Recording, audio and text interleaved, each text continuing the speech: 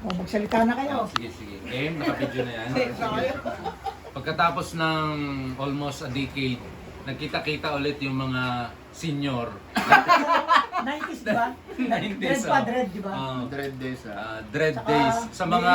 Sa mga makakaintindi kung ano yung Club Dread, kaedad namin kayo. NU107. NU1, na-interview kami sa NU107. Akala nila kasama ako sa banda eh. Siya yung sagot ng sagot. Oo nga, naalala ko yun.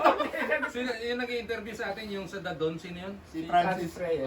Francis Reyes, yung gitarista ng Dadon. Ah. Ang daldal ko, hindi pala safe. Sabay sinunod ka Anong pwesto mo sa banda? Sa gula.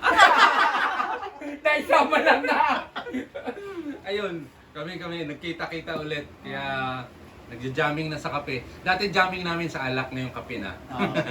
Yung buko, tunay na kulay na yan. Hindi ko na pinakukulay. Natural yan. Ayun, ganun na nangyari sa amin. Si Louie nag-China to eh. Lumabas ng bansa. Pakilala mo isa-isa. Si Boss Louie ang bahista, si Anton ang lead vocals at Taga-tambol. ang gitarista, siya yung taga-tambol at ako yung taga-kwento. Istorya.